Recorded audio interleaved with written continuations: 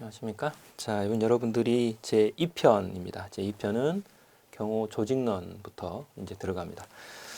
이 경호 조직론부터가 실제로는 경호학의 조직 작용 두 가지로 나눴을 때 이제 본론에 들어가는 그런 부분이죠. 자, 그러면 앞에 제 1절을 이번 시간에 보는데요. 이번 시간은 경호 조직의 특성과 구성 원칙이라고 하는 하나를 보겠습니다. 그 뒤에 제 2절이 외국의 경호 조직이라 그래서 등치가 좀 크기 때문에 여기에 나와 있는 경호 조직의 특성과 구성 원칙 부분을 이번 시간은 보도록 하겠습니다. 여기 제 1절의 조직의 특성과 구성 원칙은 출제 가능성은 거의 100%입니다. 무조건 한 문제가 나오는 그런 부분이죠. 그래서 거의 매년 단골 메뉴로 설문이 등장하는 그런 부분입니다. 그리고 이제 어차피 경호에 대한 본론 부분을 여러분들이 이제 배우셔야 되는 부분인지라 이 경호 조직의 특성 내지는 구성 원칙이 여러분들에게는 가장 기초적인 원칙이 시작되는 부분이다. 이렇게 보시면 됩니다. 그렇기 때문에 출제위원들도 이 부분을 그냥 지나치기가 어려운 그런 부분이죠. 자, 그러면 경호 조직의 의의부터 보도록 하겠습니다.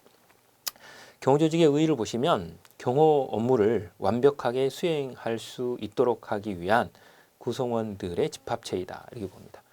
이게 이제 가장 원시적인 그런 개념이겠죠.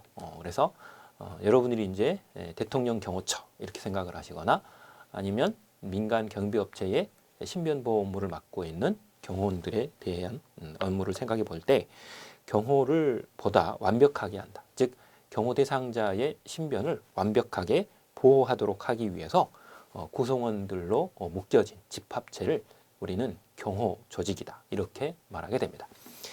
문제는 이렇게 표현을 했을 때 이 조직 안에도 각각의 경호원들의 능력이나 혹은 이 역할 분담 내지는 그것에 따른 책임 부분이 달라질 수밖에 없고 그런 부분들을 지휘 조종하는 이런 통제 기능을 스스로가 갖고 있어야 되겠죠.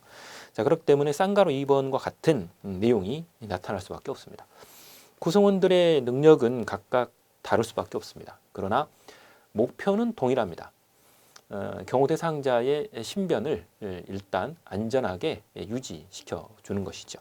그래서 이런 일정한 목적을 달성하기 위해서 각각의 구성원인 경호원들의 책임하에 역할 분담이 이루어지고 그 부분에 대해서 조정과 통제를 함으로 인해서 책임을 완수하도록 하는 이런 기능을 하는 것이 바로 경호 조직이다. 이렇게 볼 수밖에 없습니다. 그렇기 때문에 결과적으로 이 경호 조직이라고 하는 것도 실제로 인간들의 집합체인지상 각각의 구성원들의 능력은 다른 것이고 관심사도 다른 것이죠.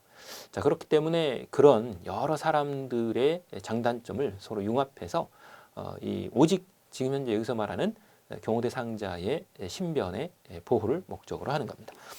그래서 거기 나와 있는 경호 조직의 목표가 설명되어 있는데요. 방금 전에도 계속 말씀드렸다시피 경호 대상자의 신변을 절대적으로 안전하게 보호하는 이런 일들이 가장 궁극적인 목적이 되겠죠. 목표가 될 겁니다. 문제는 이 경호 대상자의 신변을 위협하는 요소들이 그러면 있을까라는 건데 그게 크게 두 가지로 우리는 나누어 볼 수 있습니다.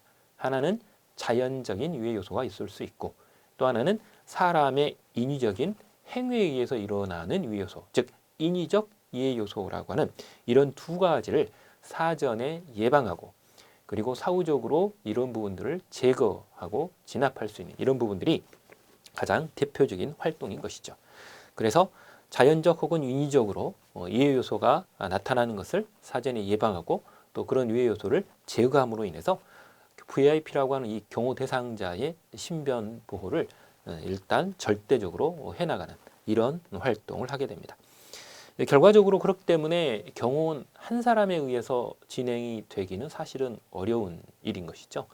물론 1인 경호라고 하는 것도 있을 수 있습니다. 그러나 이제 그거는 이제 영화 같은 데 보면 아주 멋있게 나오는 이제 그런 이야기인 경우들이 많고요. 실제적으로는 여러 사람의 집합체로 이루어진 이 경호 조직이 서로 간의 협력과 조정을 통해서 경호 임무를 원활하게 수행해 나가는 그런 조직을 우리는 경호 조직이다. 이렇게 표현할 수 있습니다. 자, 그렇다면 이 경호 조직의 특성은 어떤 것들이 있을까? 거기 교재에 지금 제 교재에 기동성부터 협력성까지를 소개를 해드렸는데 여기에 나와 있는 기동성부터 협력성이라고 하는 이 부분은 이제 교수님들마다 저자들마다 사실은 약간 좀 다릅니다. 그리고 사용하는 용어도 약간 다를 수 있습니다.